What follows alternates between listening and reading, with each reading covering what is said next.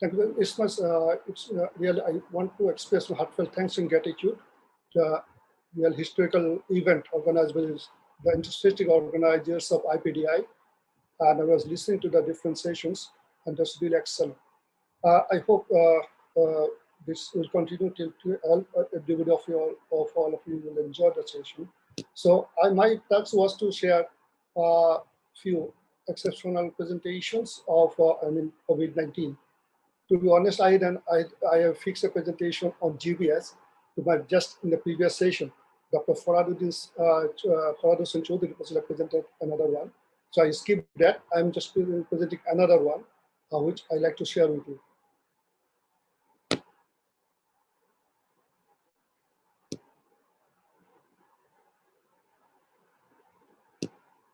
Can you see my screen, please? Can you see my screen? Yes, nice we can. You can continue, please. Okay, sure. So this is a young man who came to us with general swelling and shortness of breath. So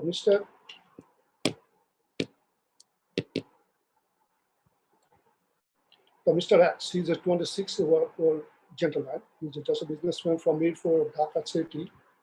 He was experiencing on the 9th of May, that he was having some fever. This fever was around 100 to 101 degrees Celsius and Fahrenheit, and he had a cough was dry, and was experiencing severe weakness. For after 2 or 3 days having the symptoms, he consulted with a physician, and the physician was investigated the gentleman, and he's found that he has got RT-PCR became positive.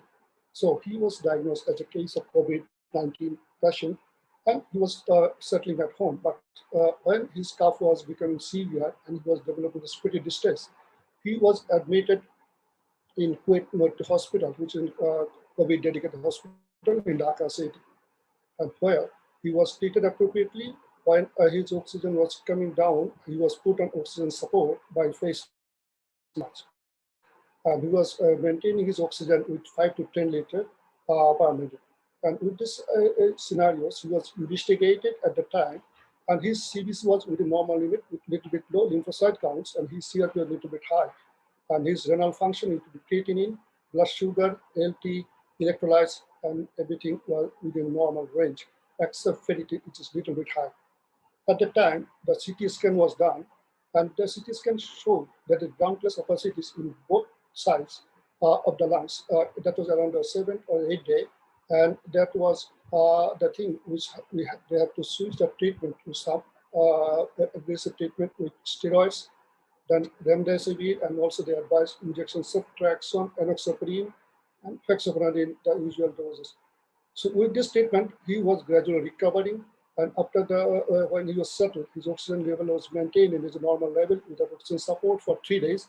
And when he was febrile, more than 3 days, then they planned to discharge. And he was discharged from the hospital on 21st of May, and after staying in the hospital for 8 days. And after the stay in the hospital, when he was quite well, and he was rechecked for this virus, RT-PCR test was done on 24th day of his symptoms onset, that is on the 31st May. And that became happily negative. And at the time of discharge, usually he was advised, as he was in hypoxemic, not severe cases, he was discharged with rivaroxaban, the Montelukast, fexofenadine, propranolol, and as he was tachycardic as well.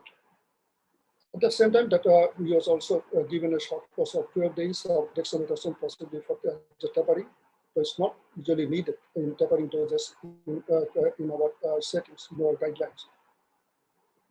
After 2 weeks of having a good stay at home, suddenly he was experiencing some abdominal distension, and also experienced loose motion for another 2 days. And along with this, he had got some vomiting. And his breath, he was also again experiencing the breathlessness. He was a little bit distressed, and he had developed fever just on 102 or 101 to 102 degrees Fahrenheit. And with these symptoms, he revisited the physician. And the physician also examined this gentleman, and he found that he needed to be investigated further whether he has got some other complications caused by COVID. But as shortness of breath was deteriorating, and he also noticed the swelling of his face and legs, so the consulting physician advised the gentleman to be admitted in the hospital. And he was admitted in hospital at the Dhaka city on 8th of June. And after evaluation at the admission at the emergency department, he was found to be dyspneic. His respiratory rate was a little bit high, and his was a little bit hypertensive, though he was not had got history of pressure or hypertension previously, and his temperature was a little bit high. So with these things and other issues on general examination, his neck pain was exhaust, and he was edematous 2 class. So these are the findings on his admission at the emergency of the hospital. And after admission, he was examined on respiratory system examination. He was just dyspneic.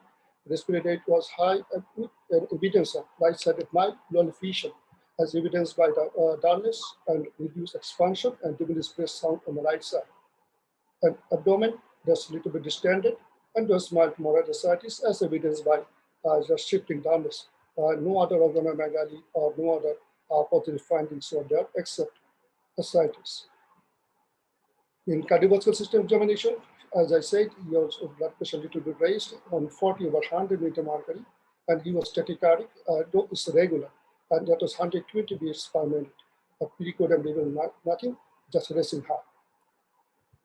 The nervous system, including fundoscopic examination, neurological, other parts, cranial nerves, everything were normal. So he was again investigated with few routine tests like hemoglobins. The CVC showed that not just hemoglobin initially was a little bit around 11, but it little bit dropped around after 1 week almost. That came to 9.4, and ESR was around 56 and 68. And white cell count though initially was high, but after a few days that came to normal. And he had got neutrophilic leukocytosis with evidence of anemia of chronic disease. And urine examination on the first sample was found he had severe 3+ proteinuria. 3+ proteinuria along with presence of RBC, that's 8 to 10 high power field, and subsequent 3 days that was repeated, that the proteinuria came to that we can trace, and about RBC was around 30 to 35 high power field, and the pus cell was negative. But then both test samples, they showed some granular cast. After testing the U24 or urine for total protein, that was the UTP was 74.9 milligram per day, and it was 0.97 gram of 24 for 24 hours. Though it's normal, it is less than 0.15. And other parameters like electrolytes and sugars, everything showed that sodium was a little bit low, might be due to the vomiting or diarrhea. And he has got a high uric acid level that is 13.6 milligram per day. And his D-dimer was markedly high.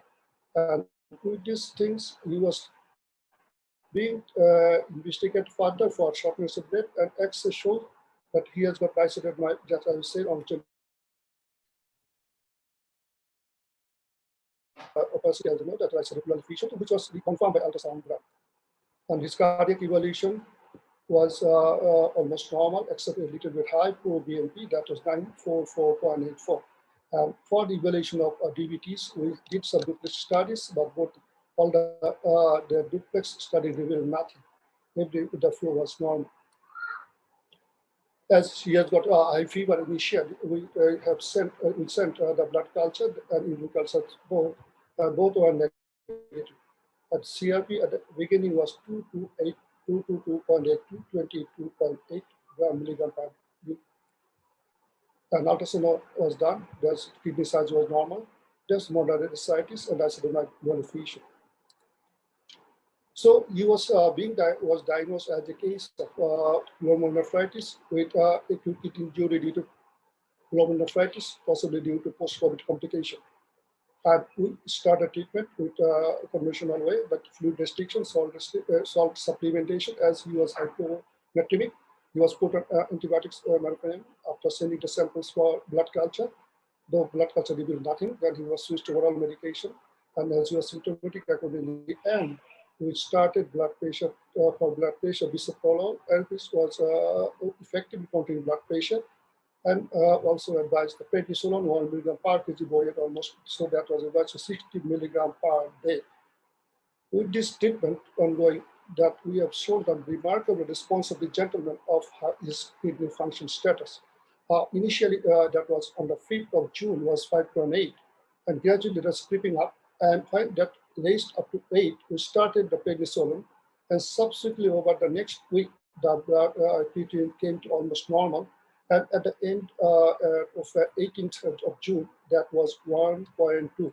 So after starting the treatment, considering it's a case of GN, they have got remarkable response after this, starting of prednisolone. And his electrolyte also was gradually going to normal, almost sodium at the time of end of the second to third week, that was also within the normal range.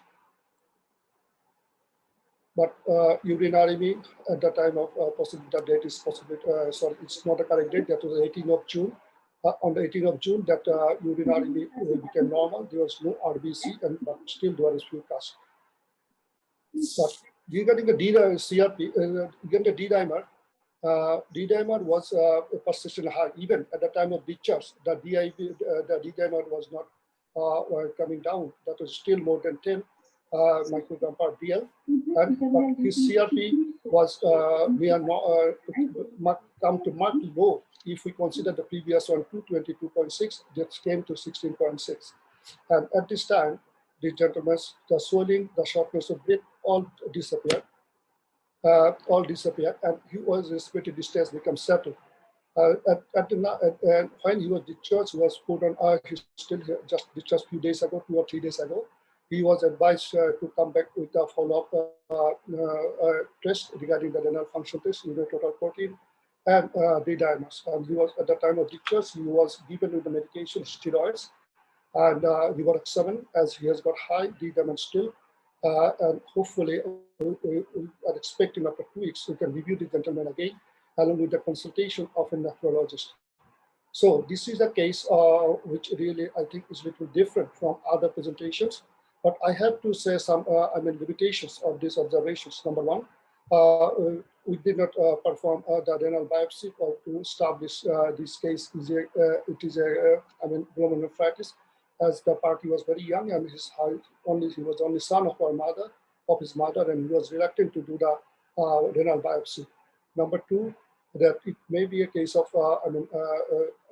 diarrhea or toxin induced, but we revealed there's no toxin mediated or taking of no toxic fruits or foods he has taken prior to this illness. So it is less likely. Number three, it can be a case of post-diarrheal AKI, but never the patient gentleman had got any sort of volume depletion or hypotension, or which might compromise the gentleman's renal function. So still we are expecting, if possible, we have to waiting for his return, what goes on with his renal function status. So with this things, I'd like to conclude my presentation. Dear organizer, thank you again for giving me this opportunity to be in front of you in such a learned gathering. My gratitude goes to all the panelists who are really honorable, high dignitaries in the medical sciences here and few from abroad. So I'd like to also thank my audiences who were with us till my presentation. Thank you so much. Thank you. Thank you, Professor Shoail Mahmood Arafat, for your valuable speech. Our next speaker, Professor Dr. John C. George. Dr. John C. George completed his MD from the University of Cincinnati College of Medicine in Ohio. Then he completed his residency and fellowship training at University Hospitals Case Medical Center in Cleveland. Currently, he's serving as the Director of Cardiac Cath Lab in Albert Einstein Medical Center, Philadelphia. He's a versatile and renowned interventional cardiologist. He's well experienced in coronary, peripheral, and cardiac intervention. He is very popular among Bangladeshi cardiologists who was trained under his supervision. Please welcome Professor Dr. John C. George.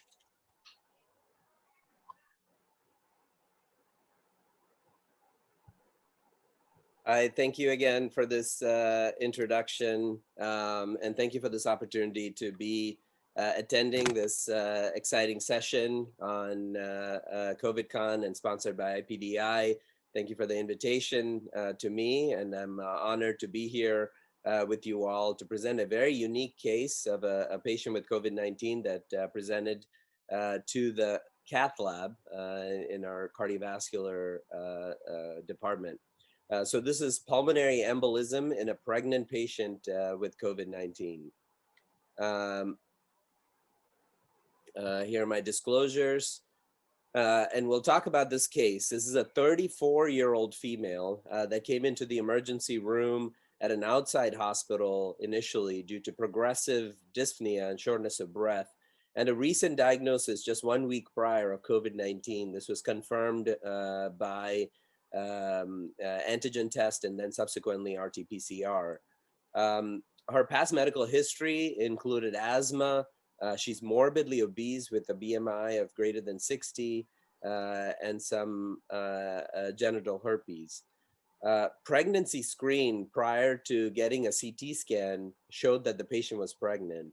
And unfortunately, the patient was not even aware. It was unknown to the patient that she was pregnant, but estimated by 7 weeks gestation on the last menstrual period, based on the last menstrual period. So it was estimated to be 7 weeks. Subsequent CT scan done with whatever protection could be maintained for this pregnant female, showed extensive pulmonary embolism bilaterally with saddle embolism. And you can see that on the screen on the right with the filling defects that you see in both the right and the left pulmonary arteries. And she was noted to be tachycardic and hypoxic, requiring high flow oxygen. Cardiac enzymes were done, which did reveal some myocardial strain with troponins that were elevated at 0.06 and 0.12. We did a transthoracic echocardiogram in the hospital and showed a significantly enlarged right ventricle. And you see that here. This is the left ventricle, left atrium, right ventricle. And you'll see that the right side is significantly overloaded and enlarged, suggesting RV pressure overload. Left ventricular function was completely normal. Due to the increased risk of the pregnancy loss and preterm delivery and the complications associated with thrombolytics, patient was transferred over to our hospital for mechanical thrombectomy for the saddle pulmonary embolism. So a lot of concerns here in this particular case. One, obviously, the fact that the patient is COVID positive. Second, that thrombolytic therapy is what's considered first line in a high-risk massive pulmonary embolism patient, especially with severe right ventricular dysfunction and severe hypoxemia with a lot of clot burden and decompensating cardiac output. However, we do know that thrombolytics in pregnant patients is associated with increased complications, with pregnancy loss being almost 6%, preterm delivery also being about 6%, hemorrhagic complications being about 8%, and then the elevated pulmonary pressures carry an increased maternal mortality rate, about 15 to 33% based on published literature, and a fetal mortality rate of about 13%. So there's a lot of risk associated with giving thrombolytics in such a patient. Moreover, the fetus is most susceptible during the first 2 to 7 weeks of gestational age. And this patient was right in that window with the fetus estimated to be about 7 weeks. And while the goal of radiation here is as low as reasonably achievable with a LARA, an increase in adverse effects such as growth reduction and mental retardation is possible at doses greater than 0.5 grays. So the optimum management of pulmonary embolism in pregnant patients still remains unclear, not to complicate things with COVID-19 in this particular patient. And so a personalized approach weighing the risks and benefits are required in discussing with both the mother and discussing the implications for the fetus in such medical decision making. So you can see how this was a complicated situation in this particular patient. So in this patient, we decided to follow consultation with obstetrics, get the input from their department for a high-risk delivery. And the decision was made that obviously at 7 weeks, delivery is not an option, that we had to proceed with mechanical thrombectomy as our best scenario to avoid thrombolytics. So this was performed with minimal fluoroscopy and obviously maximal PPE for every staff member in the room due to the COVID infection. We used ultrasound to get access so that we didn't have to use fluoroscopy. We used per-close sutures to pre-close the access site so that we wouldn't have to hold manual pressure after a large sheath, and also with prolonged anticoagulation. Hemodynamics were obtained with right heart catheterization, showed PA pressures that were extremely elevated with pulmonary artery systolic pressures in the 60s and mean almost 50. Cardiac index that was depressed at 1.17 liters per minute per meter squared. And then pulmonary angiography that you see here selectively showed a lot of filling defects in the right upper and lower pulmonary artery branches. So we used a stiff wire to bring over a 22 French sheath and subsequently a T20 flow retriever device. And I'm not sure if this is available to you in Bangladesh, but this is a mechanical aspiration device that allows you to aspirate mechanically any visible clot, and especially large clot, because this is a 20 French device. And visible thrombus was still present in the upper branch, and the device could not be navigated up into the upper branches. So at this point, it was redirected to the left pulmonary artery using a pigtail catheter, and then thrombectomy was performed in the left as well, removing a large amount of clot from the upper left pulmonary branches. And you see the videos of that playing on the right. Multiple attempts were made to try to remove this visible thrombus in the left lower branches. And unfortunately, it was unsuccessful with this larger T20 device. And so the smaller version of the device, the T16, was then inserted through the sheath to then aspirate more thrombus from the lower branches. And this allowed to aspirate a significant amount of clot burden. As you will see in the next picture, this was all the clot that was retrieved with aspiration. Post-thrombectomy, hemodynamics significantly improved. You had pulmonary pressures that improved to the 50s almost immediately. PA saturation improved from 48 to 66%. Cardiac index improved from 1.2 to 1.8, and heart rate improved as well. Excuse me. The patient reported feeling significantly better almost immediately, and she was monitored in the ICU and transferred to a high-risk hospital. So this shows you how it can be extremely difficult.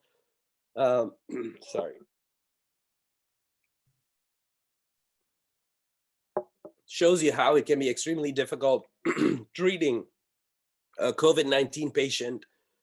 Oh, my throat, sorry. With pregnancy and high BMI in a critically ill patient. But we were able to aspirate this large amount of clot and improve the clinical status of the patient. Whew.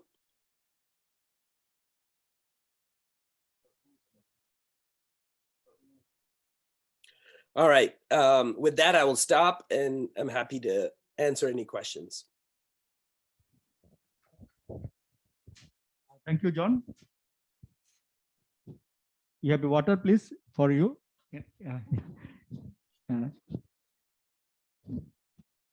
You're always my favorite presenter. Always is the extraordinary presenter. Dr. Manwar, do you hear me?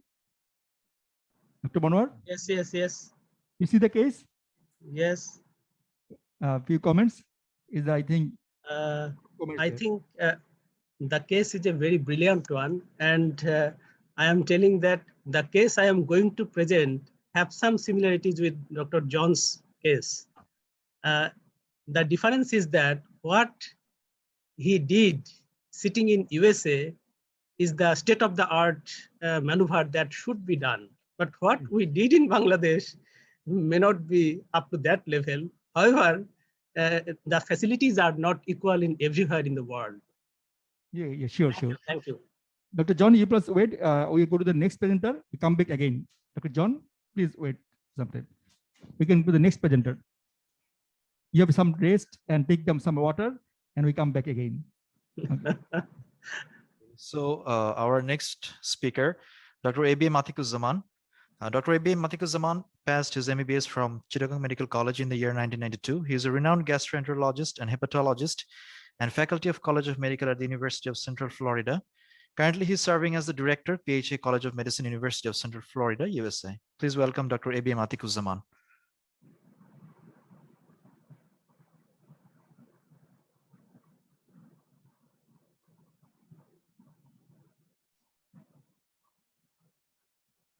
Thank you so much for calling me for this conference. I'd like to thank you all. I'm presenting from our hospital of University of Central Florida. I will quickly present a case. I just wanted to get the share option, if it's possible.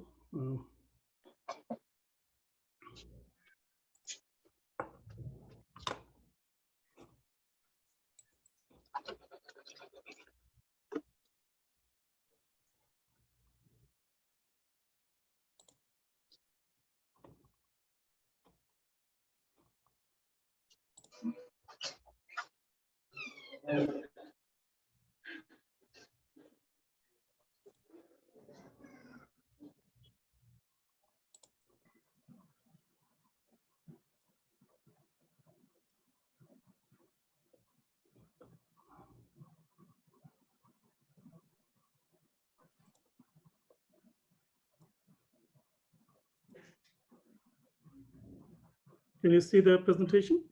Can you see the PowerPoint presentation? Hello? Yes, yes, we can see. Yes, you can see that. Thank you. I'm presenting a case when we were consulted in the GI services. It's a 63-year-old male patient present in the emergency room with a history of diabetes mellitus, hypertension, with morbid obesity, with a body mass index of about 42, and chronic renal insufficiency. Reported with 3 days of progressive dyspnea, left-sided chest pain, intermittent fever, and chills with severe abdominal pain, rectal bleeding, and recurrent diarrhea. 10 days prior to admission, he treated positive for COVID-19 by nasopharyngeal swab test. He presented with mild symptom of cough and a smear, low-grade fever, and myalgia for 7 days. He was treated conservatively at home. His symptoms improved to baseline until his most recent symptom presented. He was febrile with a temperature of 103 degrees Fahrenheit. His heart rate was 120 per minute. He was tachycardic. His blood pressure was 109 by 57. He was breathing 26 minutes with an oxygen saturation of 82% on room air, which improved 93% with 3 liters of supplemental oxygen via nasal cannula. Troponin and D-dimer were elevated. A chest X-ray showed pulmonary infiltrate, sorry for the typo. Abdominal CT scan shows possible ischemic colitis in the watershed area. This is the CT scan finding. You can see the confluent of splenic flexure and the transverse column. The patient had a colonoscopy done, eventually found to have evidence of ischemic colitis.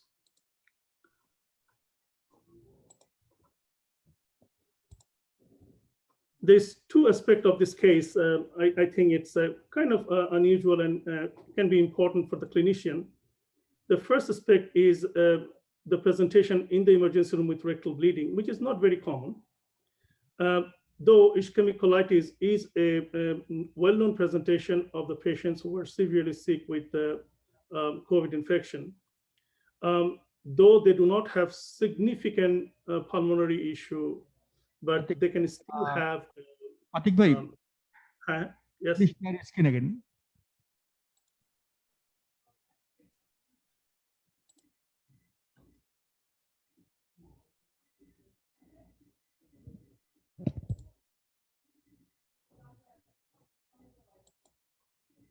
Is it okay? Not yet. Can you see me? Yeah, see, we see you clearly, but not share your screen. Oh, okay.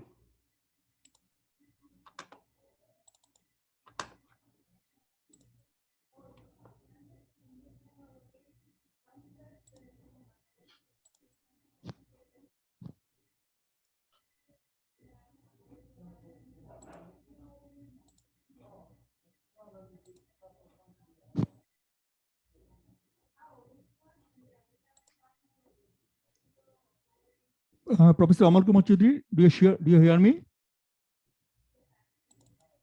Professor Amal Kumar Chaudhary? My imagine. Yeah. Please, few comments regarding the John C. George case, interesting case. Okay. Comments. Can you see it now?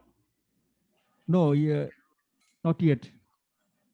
Thank you, IPDI organizer, especially Professor Wadud and Mohsin, and executive of IPDI to invite me as a panelist and arrange the conference on COVID.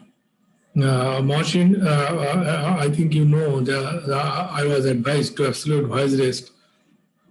So not like to say more things because due to overuse of my voice, FOL shows some problem in the vocal cord. So thank you, Mohsin. I don't like to say more. Atik bhai, do you hear me? Yes, I can hear you. Just you share your screen.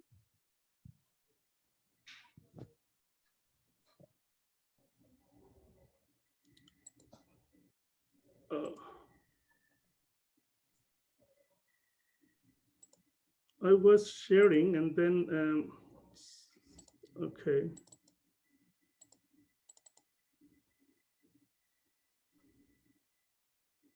Okay, nice.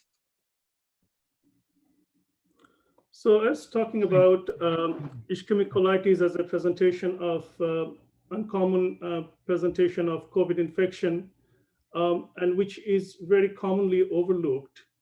In this case, no, Atik bhai, please raise the voice.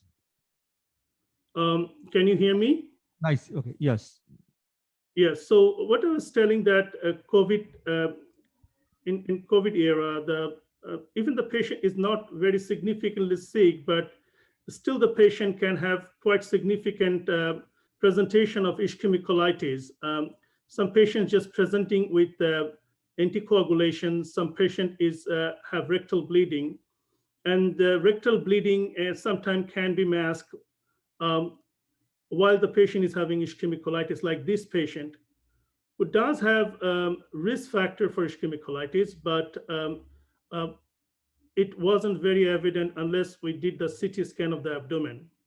So the patient presented with COVID symptoms, who has rectal bleeding, may not have significant abdominal pain, may not have significant other risk factor for ischemic colitis, but it can be presented like this. We know that COVID-19 virus is notorious to do small vessels and also medium vessels arteritis. Definitely it does in the lung and the heart, but it can do the same thing in the GI tract. we have seen with patient with ischemic hepatopathy, and also we see patient with ischemic mesenteritis or also ischemic colitis. This patient was caught very early. Patient underwent interventional cardiology who was in the case, who able to do a very good job. In fact, this patient has a very good outcome. So one of the things I would like to address that just like COVID causing arteritis or thrombosis in the pulmonary as well as cardiac perspective, you also need to think about digestive tract as well, especially not necessarily portal, but systemic liver blood vessel as well as mesenteric vessels. It can be affected and can cause that, and you have to have a high suspicion for that. So that is one perspective. Other thing is also this kind of patient who presented with acute rectal bleeding, and you see obviously a sign of ischemic colitis. These are the patient with the caution that the colonoscopy should be done to make a quick diagnosis. Or even you don't a quick diagnosis by colonoscopy, maybe interventional cardiology should get involved immediately, or interventional radiologist should get involved immediately to do a quick mesenteric angiogram and do appropriate measure. These kind of cases, like in this case, anticoagulation, the patient was anticoagulated, but the result was very good when they did thrombolysis in this patient of the superior mesenteric artery. So, I welcome some comments about this kind of unusual presentation. I know there's a lot of famous cardiologists are here, but interventional radiologists may be also here. But this is not a very uncommon presentation for COVID-19 cases when it comes to digestive tract.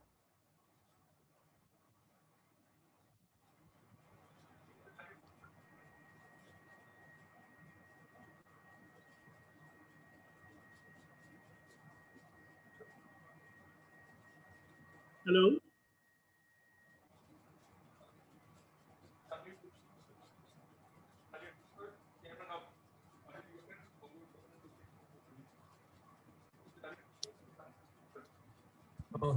Dr. Mohsin, we cannot hear you. Professor Soyed Ali Hassan, sir, please. Actually, Dr. AVM Atikuzzaman is my medical college mate. I think he is from Chittagong Medical College. Thank you for a brilliant presentation. And first of all, I must thanks to the IPDI Python, those who are inviting me to attend this session. The one question to Dr. Atikuzzaman, how we have managed this case in this COVID-19 era?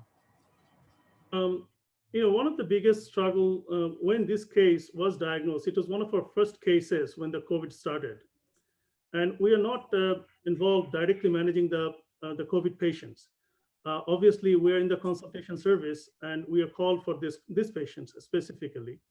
One of the biggest struggle we have to do a colonoscopy.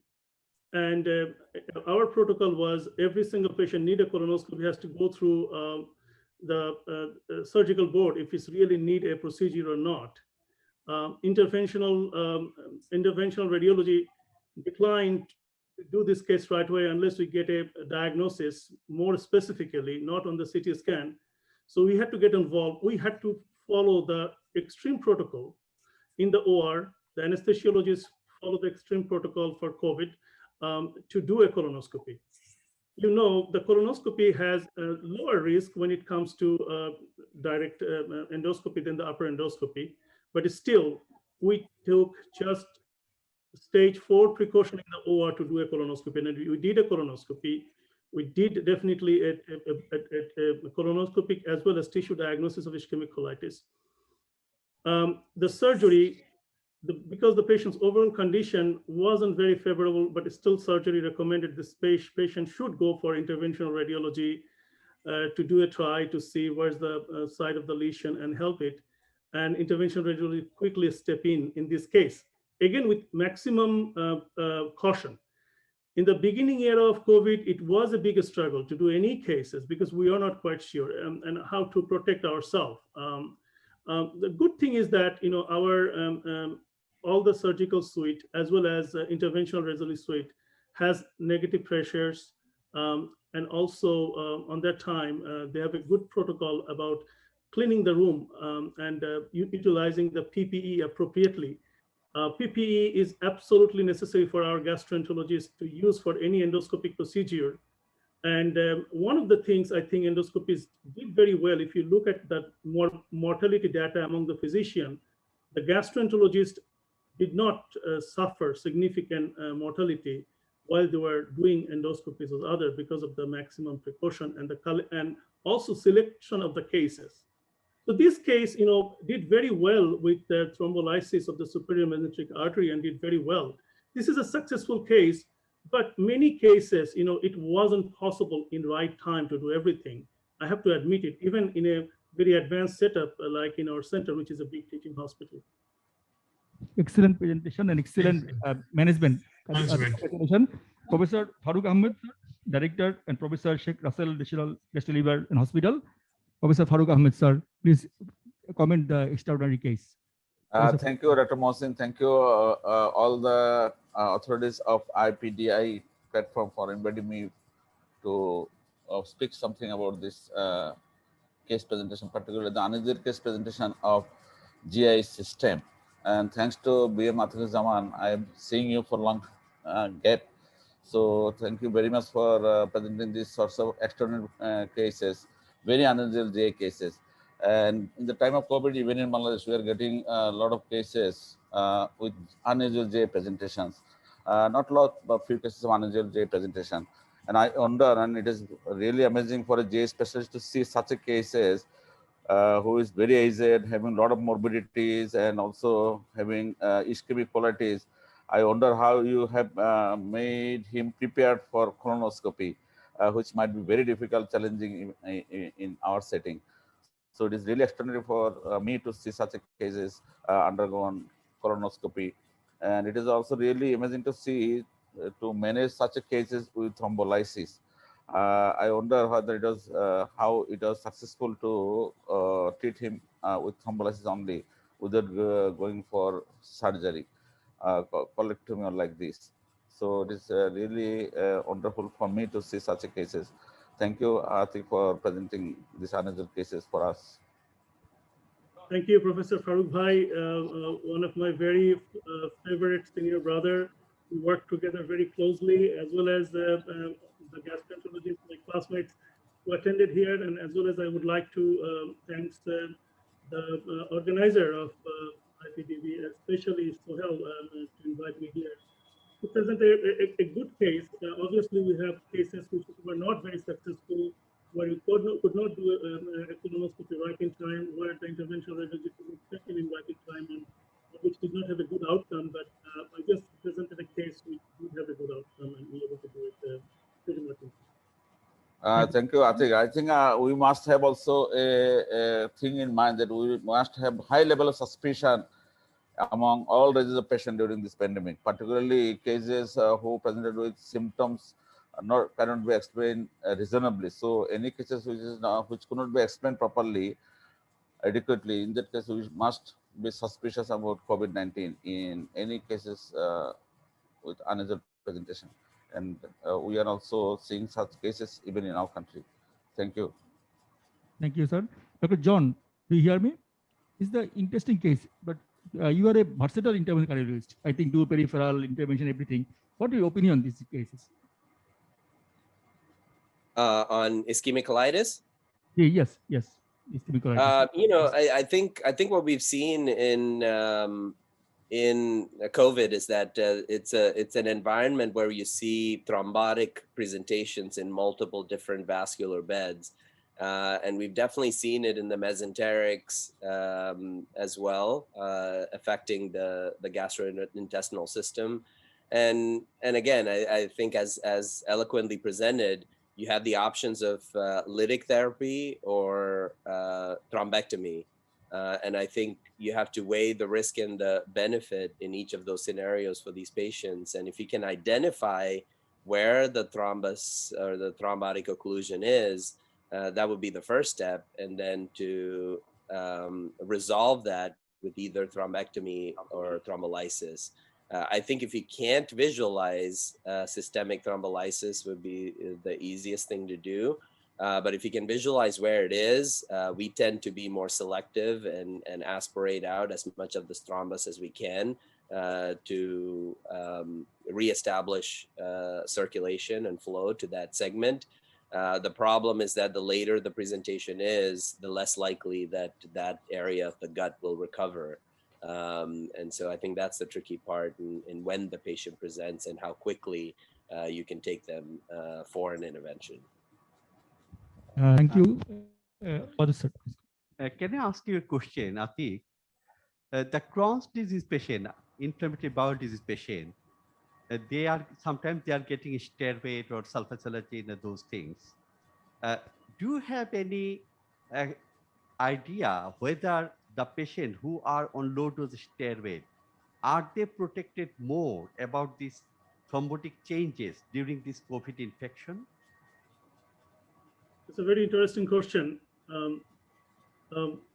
People who are on sulfasalazine historically, I always tried, even the patients are very stable, even endoscopically are very stable. All my Crohn's or ulcerative colitis patients. Can you speak up a little bit loud? Sorry, can you hear me now? Yes. Yes, yes. So what I'm saying that it is a very, very good question in this sense that I do have a very extensive amount of IBD patient, and even they're very stable. I put them on a small dose of mesalamine all the time. And I have seen in the COVID era, even the patient who are in a small dose of mesalamine, interestingly, they did have significantly low risk of any kind of complications from COVID.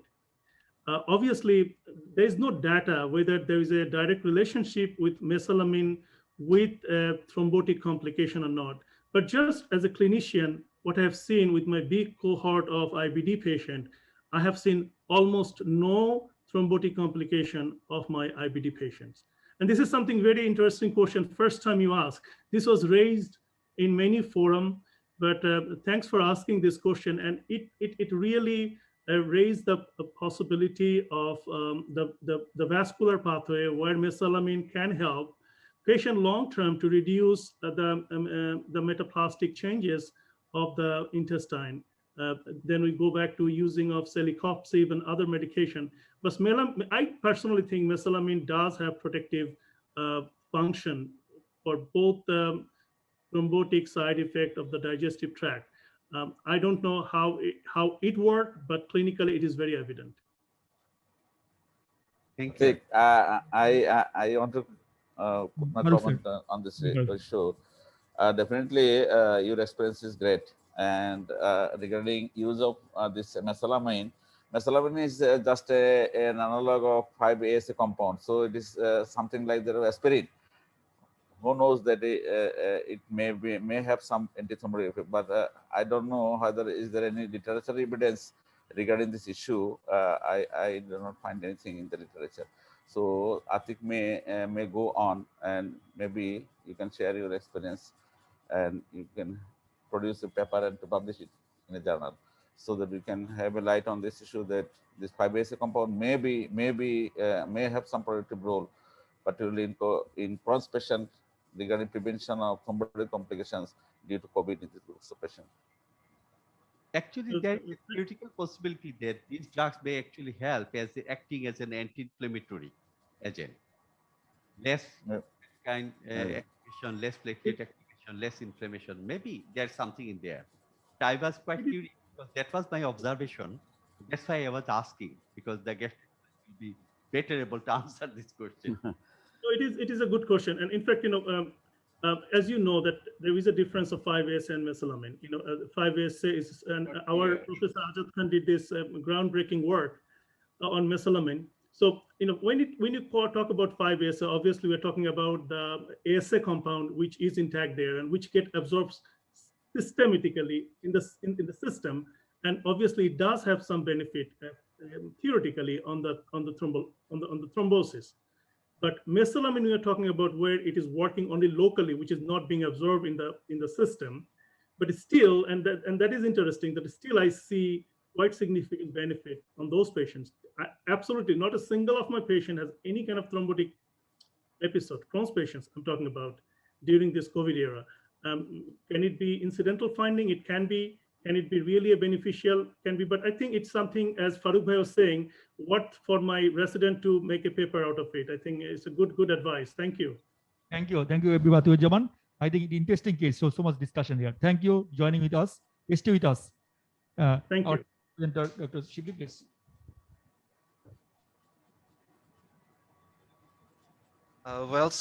We have our next speaker, Dr. A.K. Monroe Islam. Dr. A.K. Monroe Islam graduated from Dhaka Medical College in the year 1997. He obtained fellowship in internal medicine in the year 2004, and he obtained his MD in the year 2006. Currently, he's serving as an associate professor in the Department of Cardiology and IPDI. He's a popular clinician, academician, and researcher in the field of cardiology in Bangladesh. Dr. Monroe Islam, sir, over to you. Thank you very much. I must convey my gratitude to IPDI for allowing me to have a presentation in this August gathering.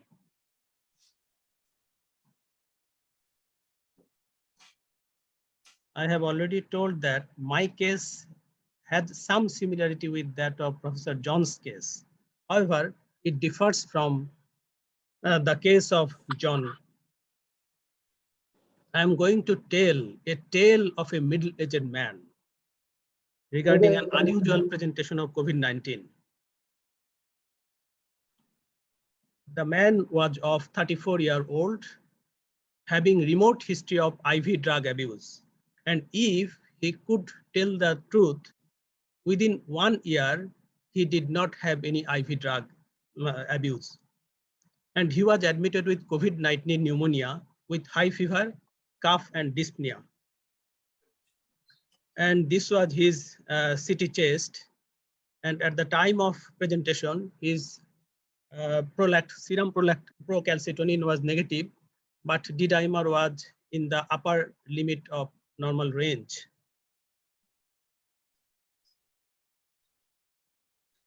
He was treated with oxygen, steroid, remdesivir, and IV antibiotic. And he was doing good in his hospital stay.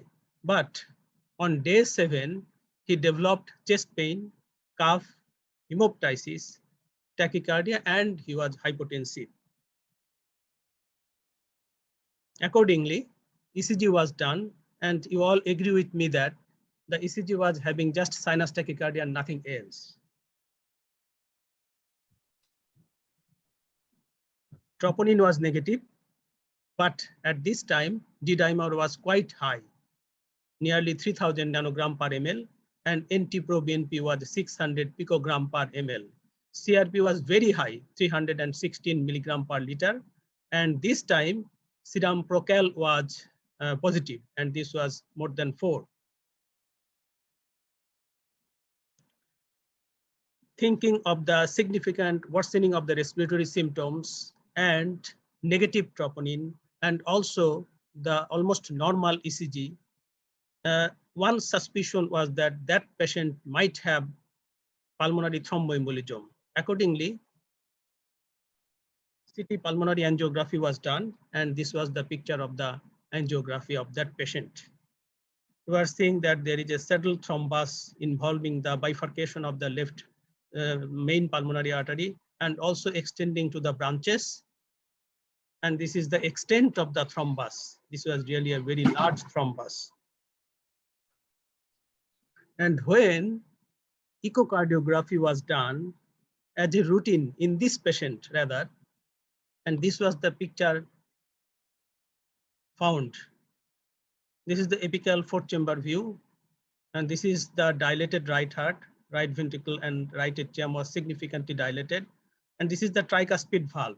And here you can see that large vegetations are attached to the septal leaflet as well as the anterior leaflet of the tricuspid valve. And this is the RV inflow view. And here we can see that the anterior tricuspid leaflet is almost flail along with the large vegetations attached to it.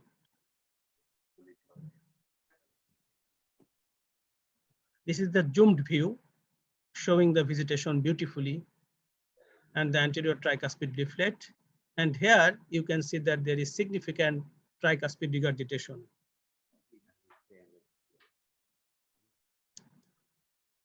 Right ventricular systolic function was quite good in that patient.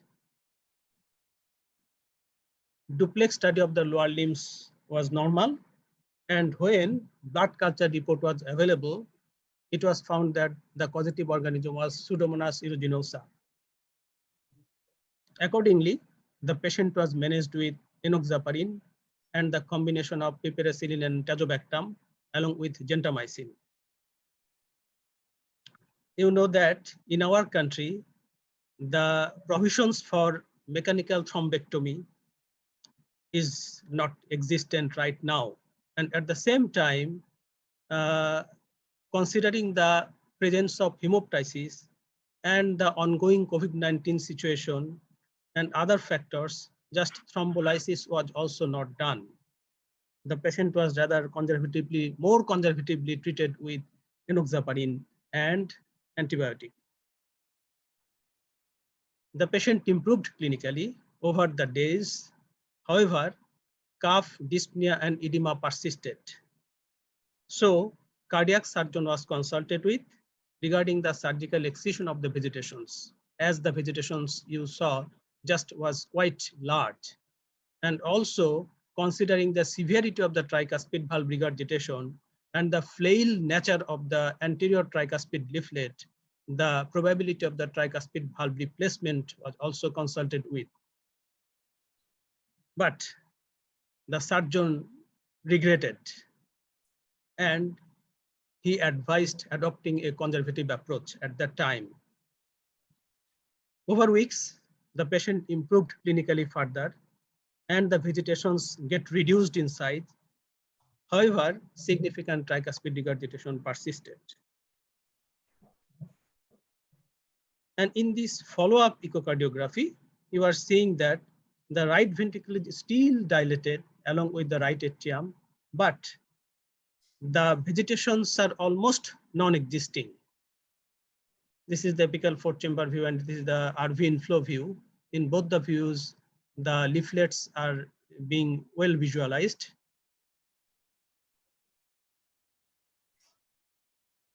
And here we are seeing that despite improvement in the size of the vegetations, the tricuspid regurgitation is significant still.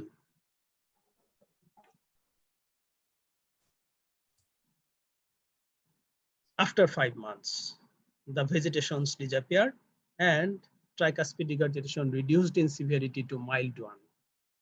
And even today, I called the patient to know the current situation of him, and he informed me that he is getting okay. So this is a case where we have got two findings. One is pulmonary embolism, and that is significant, and also at the same time, tricuspid valve infective endocarditis. What about the relationship or the liaison between the COVID-19, ongoing COVID-19 pandemic and infective endocarditis? If we consider with the preceding years, the incidence and prevalence of infective endocarditis are getting more. And what may be the explanation? And whenever we went through a meta-analysis, we found that any of the valves can get involved, but the native aortic and mitral valves were equally affected, and prosthetic aortic valve was also affected to some lesser extent. as the prosthetic mitral valve. But regarding the native tricuspid valve, this was relatively uncommon. What was the organisms commonly isolated? Here, the result, the Enterococcus faecalis was the predominant organism, and also the methicillin resistant as well as the methicillin sensitive staph aureus are of equal proportions. And staph aureus not otherwise specified were of nearly equal proportions. And other organisms are also isolated, especially our organism, that is Pseudomonas aeruginosa, was isolated in 7.14% of cases. Why is there rising incidence and prevalence of infective endocarditis in the context of COVID-19? There are several explanations. One may be increased chance and occurrence of inflammation and endothelial dysfunction caused by COVID virus, and also presence of sepsis. I am talking about bacterial sepsis, and use of immunosuppressants, especially the steroids as well as the interleukin antagonists. These may predispose the patient to the more susceptible and sometimes of low virulent organisms. And certainly another cause is increased use of different types of foreign bodies like catheters, tubes, devices, artificial ventilators, and so on. The patient might have some predisposition for developing infective endocarditis whenever he is having COVID-19. The patient might have rheumatic heart disease or might have prosthetic valves. And also, as I guess in my patient, the patient was having a history of IV drug abuse in the past. So all these features and predisposing factors may ultimately make the patient susceptible to infective endocarditis.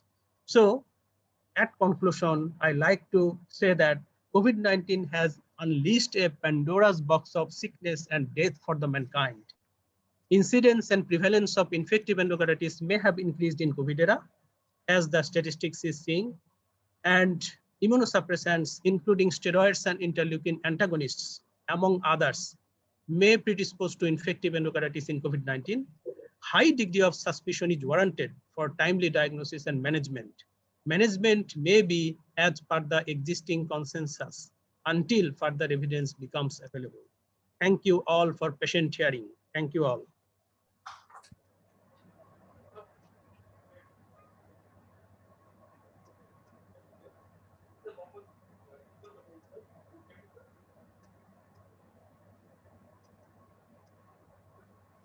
Ismail Bhai, please unmute.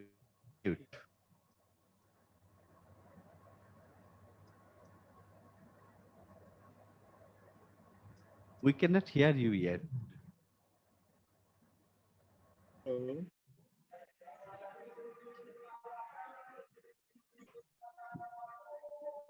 Hello.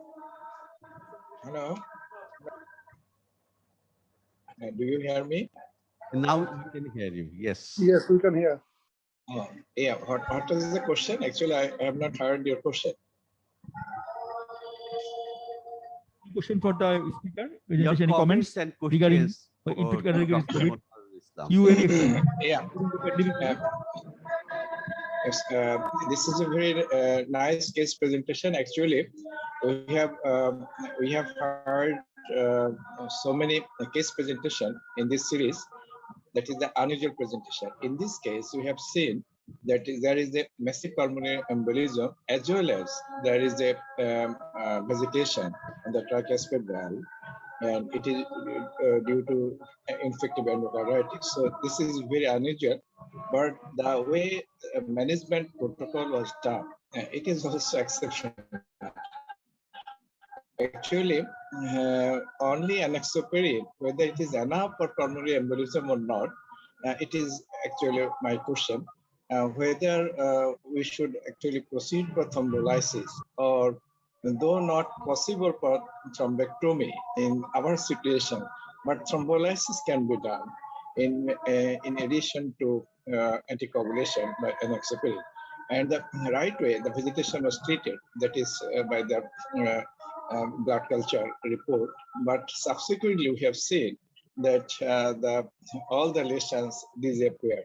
So this is a very we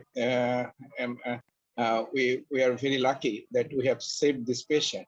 But what should be the ideal management in such a massive pulmonary embolism? That is a question. And in the previous presentation, actually, Dr. Atiku Gaman have shown us that they have done the state-of-art treatment, that is the mechanical thrombectomy, but though it is not possible in our city, And another presentation that is that is previous presentation, that is ischemic colitis. Actually, this is also very unusual presentation. We have seen in the COVID era that is there may be abdominal pain and diarrhea, but bloody diarrhea and due to ischemic colitis, it is very unusual. And they have also managed by that is that is thrombolysis, not in that particular case, no surgical intervention was done. So this is also a very good presentation, and actually all the physicians should have high degree of suspicion when there is a bloody diarrhea. Besides inflammatory bowel disease, ischemic colitis should be kept in mind, and if possible, colonoscopy should be done, and surgical specialist should be referred whether they should need any colectomy or any such surgical intervention. So thank you very much for such series of unusual case presentation. So thank you very much, the organizer. Professor Farooq Ahmed sir, আমাদের consultant and professor of cardiac surgery, National Heart Foundation. Professor Farooq Ahmed sir, please unmute sir. Yes, thank you very much for inviting me. To me, I would like to ask one question or my query. As the patient improved, did he go for this CT arteriography to see whether the thrombus is there or not? And number two, in case of doing this thrombectomy, especially in pulmonary artery, it is a high-risk surgery considering cardiac surgery.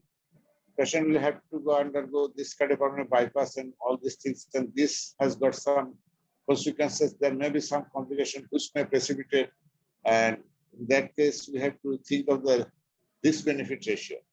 How much risk we are taking for how much benefit?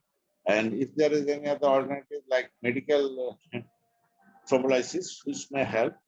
And so I'm interested to know whether they go for the about the residual is there or not. Thank you. Thank you, sir. Actually, the patient was not advised to undergo further CT pulmonary arteriography. And I do agree that if we could perform mechanical thrombectomy, that would be the state-of-the-art management of this patient. But as this is not existing in Bangladesh right now, we could not provide him with this. The second option, thrombolysis, that may be another viable choice. But the problem is that that patient was at the time of presentation having significant hemoptysis. And for fear of exacerbation of hemoptysis, this sort of lytics were avoided. Dr. John, any comment regarding this? Dr. John? Yeah, so wonderful case presentation. Again, a very difficult subset to treat with the vegetation as well as the pulmonary embolism. But as was mentioned, because we have in the US thrombectomy catheters, this would be the treatment of choice. The risk for urgent surgery is extremely high because of the dual presentation of sepsis with infection and the combination of pulmonary embolism with perhaps cardiogenic shock. And so what we would try to do is try to unload the burden by aspirating and extracting as much of the vegetation as well as the pulmonary embolus. And that can be attained by various thrombectomy catheters. For a large vegetation on a tricuspid valve, we have a catheter called Angiovac, which is a 26 French device done with perfusion. So you have, while you're aspirating, you're injecting back the blood that's aspirated so that you don't have blood loss. So it is a closed circuit. And then, obviously in the pulmonary arteries to debulk as much of that thrombus, especially in the main pulmonary trunk, to unload the right ventricle and reduce the burden on the right ventricle. That echocardiogram that was shown was impressive in the amount of dilation of the right ventricle. So it's great to see that the patient did well. So, there's no consensus in how to treat these patients, but that's how we would approach it here in the US. Thank you. Next. Before going to the next case, President Manwar, this patient is 34 years old. So I would be saying him a young man because according to WHO, till 65, we are quite young. We'll be middle-aged after that. Right, sir. Thank you, sir. I do agree with you. So we have our next speaker, Dr. Shakil Farid. Dr. Shakil Farid passed his MBBS from Sir Solimullah Medical College in the year 1999. He obtained FCPS, MRCS in the year 2005. Currently, he's serving as the Director, PH and Consultant Cardiac Surgeon, Oxford University Hospitals. Dr. Farid subspecializes in advanced aortic repairs along with complex aortic surgery. Since joining the Oxford University Hospitals NHS Trust, he was instrumental in successfully introducing complex aortic surgical procedures such as the Thoraflex hybrid plexus graft for replacement of the aortic arch. Please welcome Dr. Shakil Farid. Thanks to all of you for having me here. Can you hear me properly? You can see my screen and hear me properly, right? Yes. Sure.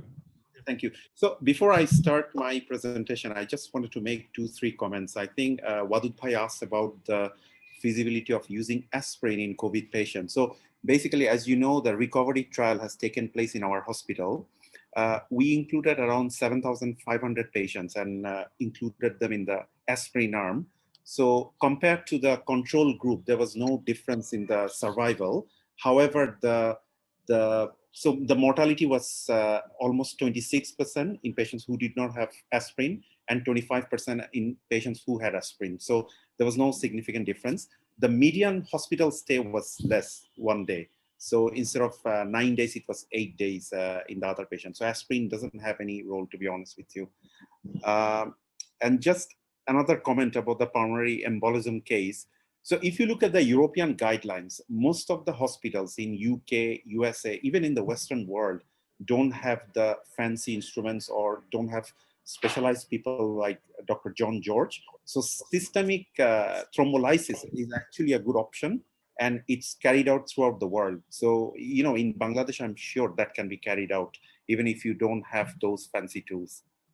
So anyway, I will go back to my topic now. Thanks to the organizers for having me here. I'm going to present an unusual surgical presentation of COVID. So for the interest of fun, I'm not going to give away the diagnosis first, and it will be nice to have some interaction.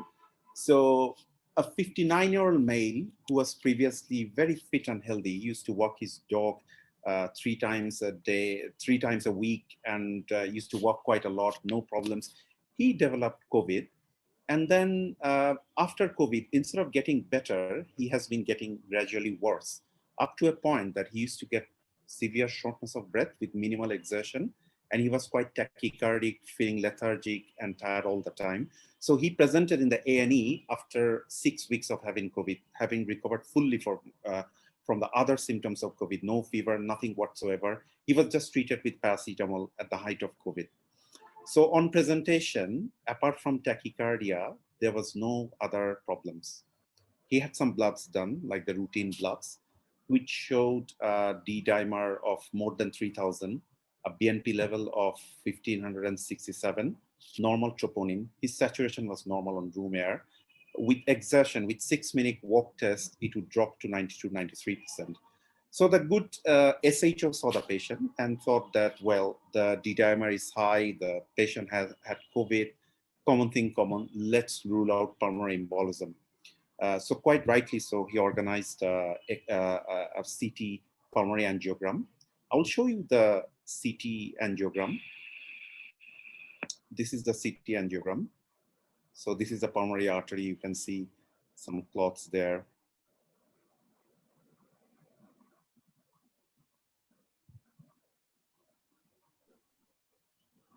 Any comments, anyone, about the CT angiogram? I will play it once more. So there is small subsegmental pulmonary embolism. Apart from that, anything else anyone can think of?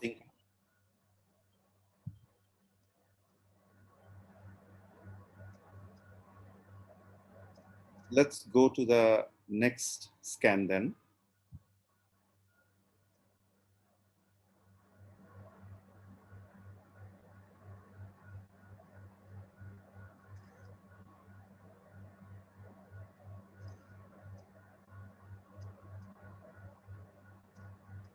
Any comments?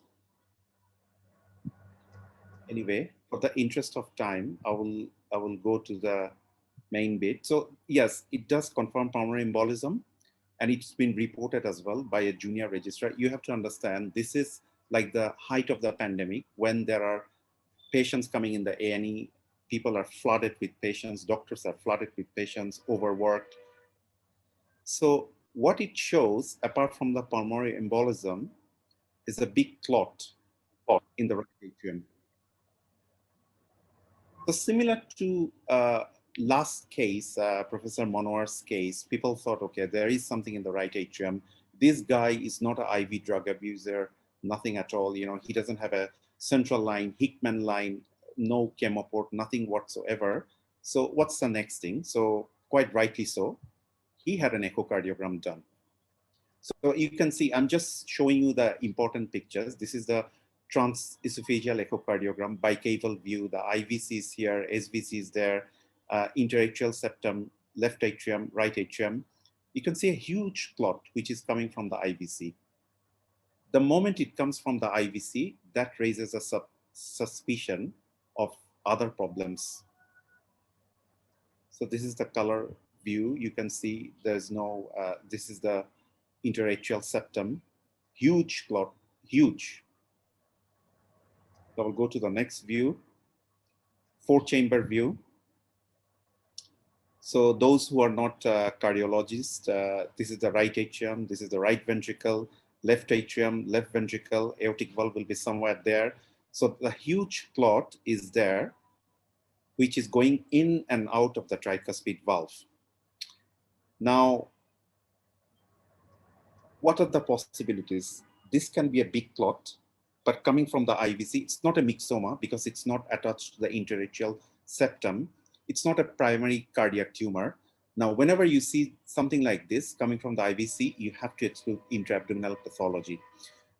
So the patient, quite rightly so, had a CT scan of the abdomen, which showed a huge renal cell cancer, which was going into the through the inferior vena cava into the right atrium, and then going inside the tricuspid valve.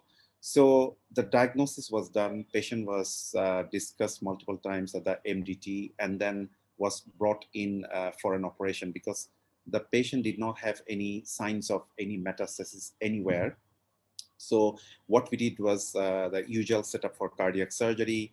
The important thing about these cases is you have to stop the circulation. In order to stop the circulation, you need to have lots of monitoring devices so that you can cool down the body. So patient had a transesophageal echocardiogram, cerebral oximetry, central line, arterial line, defib pads, lots of blood products, tranexamic acid, and with the help of cardiopulmonary bypass, we performed the operation. The first step of the operation is to mobilize the kidney tumor, which is done by the renal team. Then the hepatic veins need to be mobilized, which is done by the liver team. Then we, the cardiac surgeons, come into place. We put the patient on bypass. So essentially a cannula in the right atrium and in the aorta. So from the right atrium, blood is drained to the machine, and from the machine, the oxygenated blood comes to the aorta. And then we cool down the body. We cool down the temperature to around 18 degrees, because at 18-degree temperature, the cerebral metabolic rate is around 10 to 15% of what is required. That gives us a bloodless field. At the same time, it saves all the other organs. Then what we did was, after stopping all the circulation, we opened the right atrium and pushed the tumor thrombus down. And the kidney surgeons, the urologists, opened the inferior vena cava and then pulled the part of the tumor down from down below. So we were pushing from above and they were pulling it from down. Most of the cases you can get away because they are not attached to the wall of the heart. Sometimes they can be attached to the tricuspid valve or right atrium, in which case you have to excise and do a pericardial patch repair. And then basically this kind of tumor can be taken out. So where you see the circle O, this is the part which was inside the right atrium, and the label marked, the specimen mark K is the kidney. So the patient had excellent recovery, came to the clinic in 8 weeks' time. The prognosis is apparently very good. It's around 60 to 70% 5-year survival. Patient was awaiting adjuvant therapy. None of the other lymph nodes removed from the abdomen were positive. So signs can be misleading. You have to keep an open mind. Important thing is COVID mimickers. Whenever there's COVID, do not assume all the symptoms are due to COVID. So if there are changes in the CT scan, you have to rule out that you're not dealing with lung cancer, you're not dealing with unusual presentations of other disease. So it's important to keep the differential diagnosis in mind.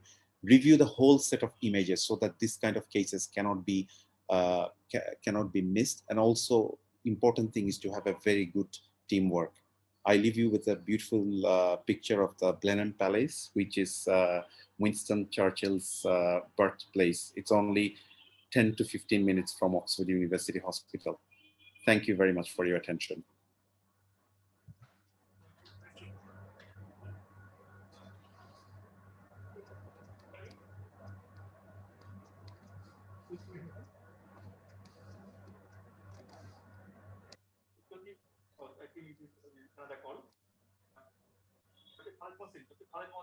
Sorry, I can't hear you, Mohsin bhai. Professor Khalid Mohsin? Professor Khalid Mohsin, do you hear me?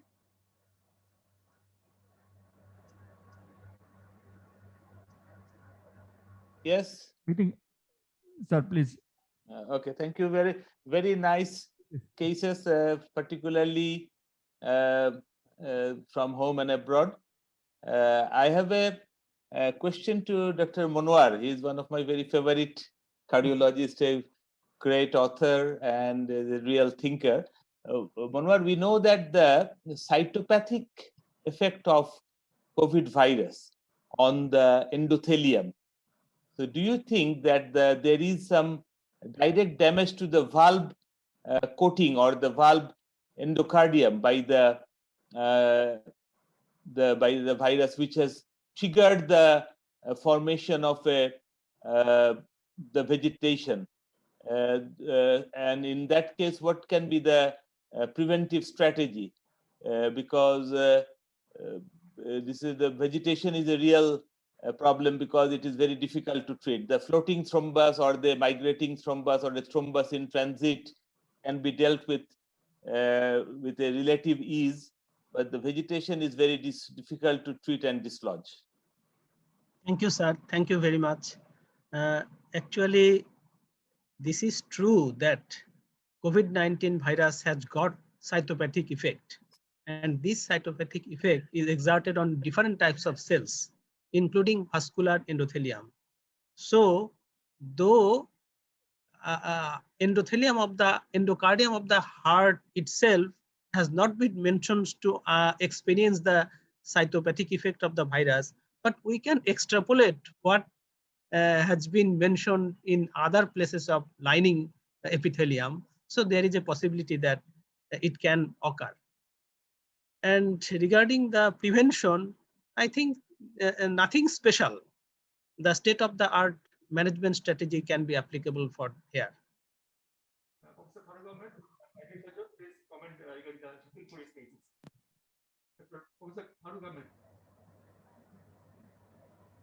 Sir, Assalamualaikum. Most we can hear you properly. Professor Farooq Ahmed, do you hear me? And the question, Dr. Rafi, to the question. Sir, I have a question for Shakil Bhai. Assalamualaikum, Shakil Bhai. First, I'd like to congratulate you and thank you for your brilliant presentation. Shakil Bhai, actually, regarding cannulation techniques, as the clot was inside the RA, what precautions do you take for your cannulation techniques? And why rather than peripheral cannulation? Thank you. That's a very interesting question. So I did think about that. So basically, the aortic cannulation is simple. Same, you don't have to change anything. The tricky bit is the venous cannulation. So what we used was a Ross basket. So most of the time, if you use a Ross basket, you can get away. If the Ross basket doesn't work because the tumor is too big and you can't put it in, what you can do is you can put a cannula in the superior vena cava. Now that won't give you enough drainage. So what you can do is, the abdominal surgeons have already exposed the IVC. So what you can do is, distal to the exposure line, you can just put a purse string and put a cannula there and get drainage from the IVC. So you have SVC, you have IVC drainage, and you cool down. Once you have taken the tumor out of the right atrium, you can put a 3-stage or 2-stage venous pipe into the right atrium and just take the IVC cannula out. But from my experience, I've done around 25 to 30 of these cases. From my experience, most of the time you can get away by just putting a Ross basket. You just make a big purse string and just put it in, and you can get drainage there. You have to think that obviously the venous return is enough, otherwise the patient won't be alive and generating a pressure. Thank you.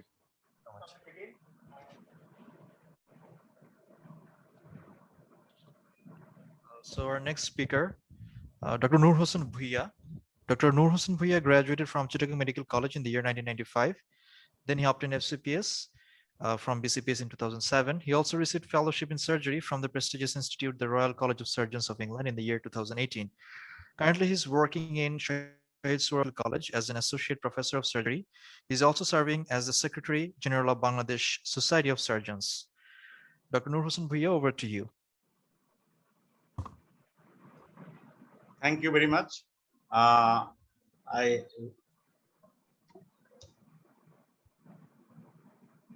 just wait for, thank you very much, IPDI for inviting me to such a August gathering in this COVID situation. And this is really wonderful presentation all over I have seen here. My presentation is about the COVID-19, unusual surgical presentation in COVID-19 period.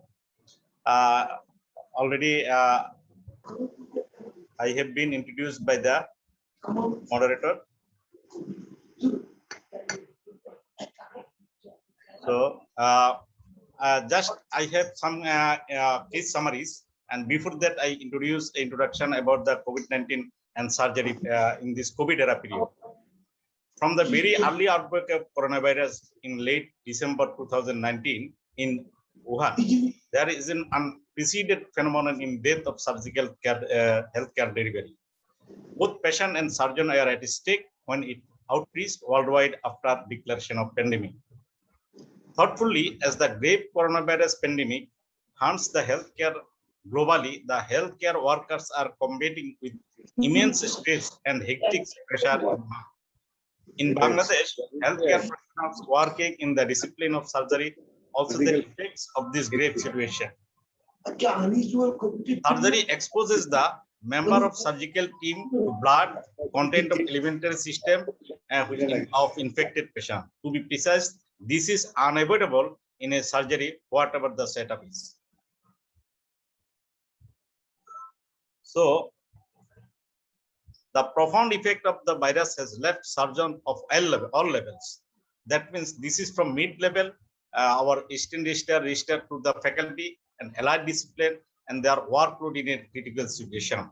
From the beginning of the period, country that is the early March 2020, surgeons were working braveheartedly in the promising fair surgical service to the people who are in despair with their surgical health. No telemedicine, unlike to the medical practitioner, no telemedicine will satisfy you if your ailments demands a surgery, and that is whatever incomparable in the designated facilities. Roughly speaking, our hospital environment are in this pandemic, and we function as a super spreader to our friends and families in this pandemic. But this has not shaken our responsibility and passion of surgery. Surgeons are always under stress while operating and managing the increased concern of modalities of treatment. As general people tends to Google every alternative. Our efforts to any level, even in hour of hectic wearing the N95 respirator. This is quite devastating physical and mental hardship for the surgeon, as the coronavirus has a substantial effect on surgeon and the patient who require surgical care.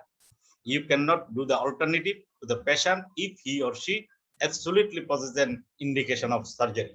So proper measures are immensely obligatory from examination of the patient to the surgery.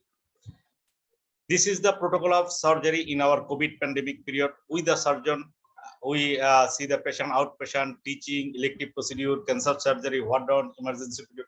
Everything can be done in this COVID pandemic period. So literature review shows that there are 4 literature published in this COVID pandemic period.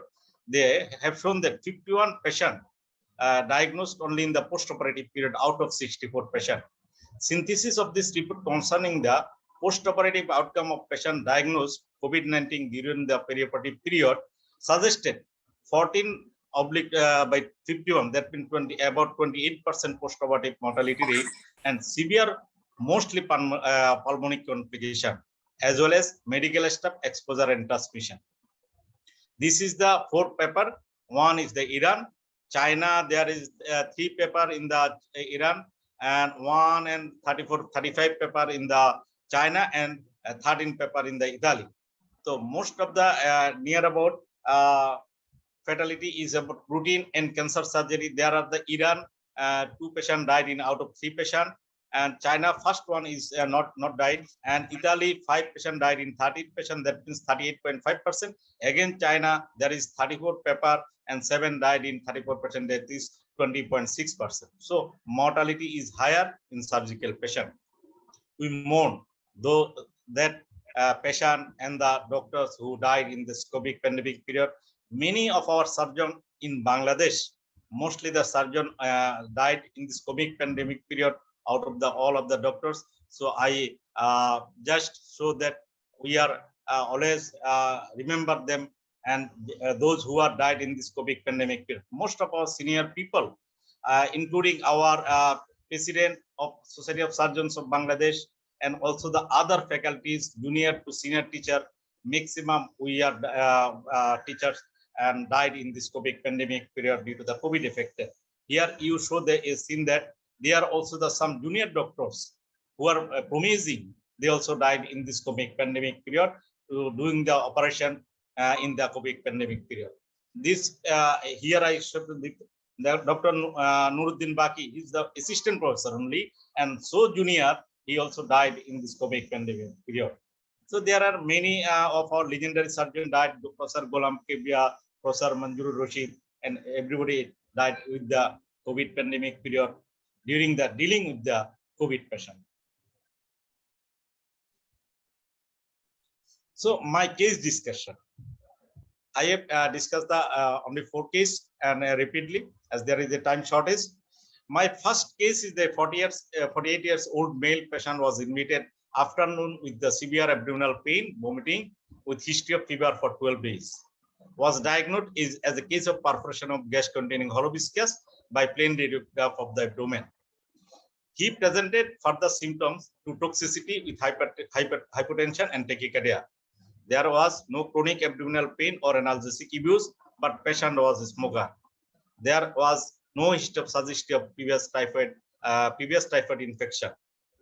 On physical examination, abdomen was tense, tender, and distended with absent bowel sound, guarding and rigidity are present all over the abdomen.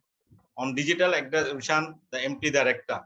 On upright abdominal radiograph shows free gas shadow under the both dome of the diaphragm. There was the biochemical marker WC count is high and the potassium level is low. And ultrasonography shows there is a fluid in the peritoneal cavity. This is the extra of this patient shows there is a new free gas shadow under the diaphragm. And this abdomen was surgically emergency. We had gone through the laparotomy and firstly resuscitated and go for laparotomy by the upper midline incision. After opening the abdomen, the peritoneal cavity, there is a full of stool in the peritoneal cavity, which was sucked out and removed and washed out.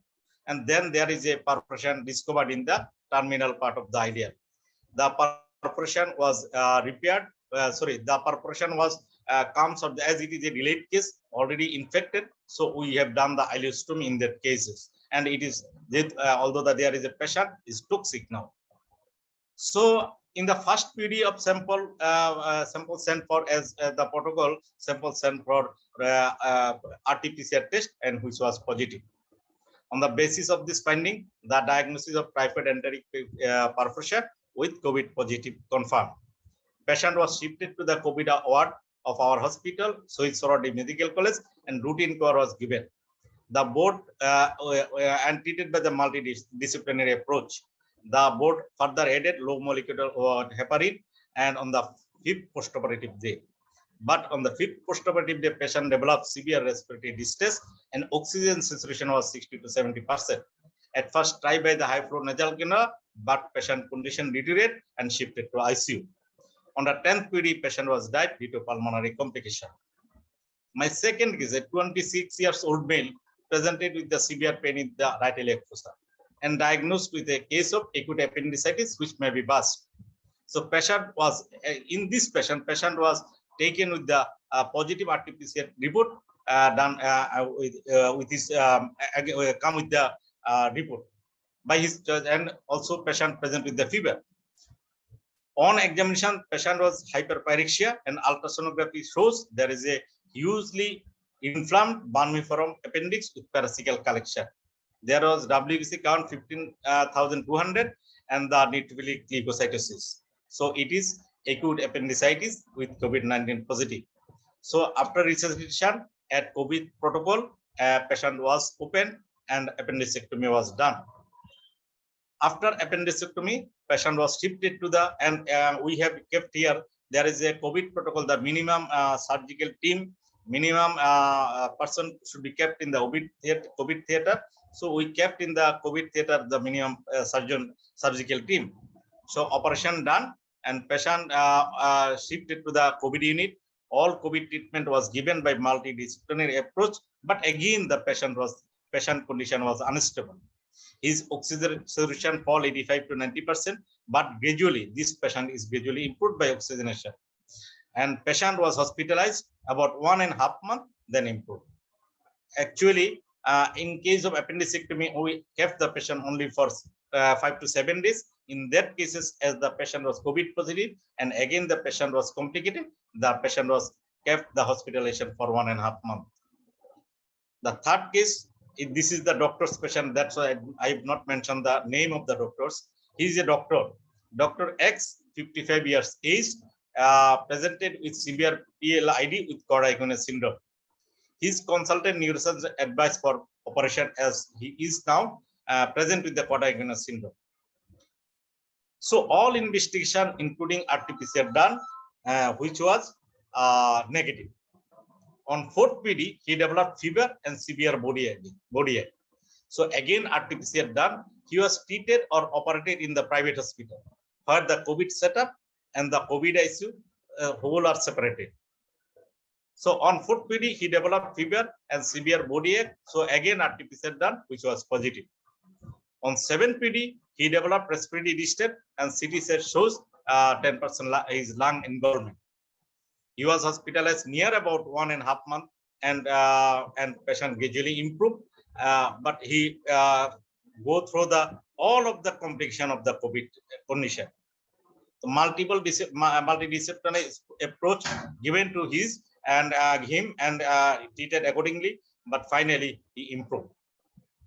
My fourth patient, this is said, a 38 years old male patient was admitted in the private hospital, history of road traffic accident, and diagnosed as a fracture femur with hypovolemic shock. Patient was treated, I mentioned the name of the orthopedic surgeon here. Patient was treated by ATLS protocol by renowned orthopedic surgeon, Dr. Shomurul Islam, Associate Professor of Orthopedics, Chittagong Medical College, and operative intervention done. On the first PD, sample for RT-PCR was sent for routine and it is positive. It is for the patient. The surgeon developed, Dr. Shomurul Islam Babu developed fever, body ache, and some respiratory distress on 5th PD of day of operation. And sample for RT-PCR, and also his family also, as a family member also RT-PCR done. All of the family member, including he, positive in that time. Gradually, patient was improved, but surgeon's condition was deteriorated, and he was hospitalized and treatment started with multidisciplinary approach. He has developed respiratory distress, and on CT scan shows his lung fibrosis more than 70%. He treated by multidisciplinary approach and improved on 17th PD. But on 20th PD, suddenly he deteriorated, and all effort, he died. So this is the fourth patient. So I have shown you. So not only the patient died or mortality increased in the patient, but also the surgeon infected, and surgeon may die to do the operation of the COVID positive patient. So my take home message is there should be no alternative to IPC measure. It has to be done only when surgery is indispensable in a COVID-19 patient. Elective surgeries may be delayed as possible. Potential risk-benefit ratio has to be ascertained. Not to be forgotten, more than 100 doctors died in the COVID pandemic period, and most of the surgeons due to the handling of this patient, due to the operation of the patient in that period. So as well as Society of Surgeons recommendation, a surgical, we have already published the SOSB guidelines. Society of Surgeons, my president, Professor Tawhid Alam also here. We have already published in the very first time of the COVID-19 in 2020, early 20, the protocol for the operation of the COVID patient.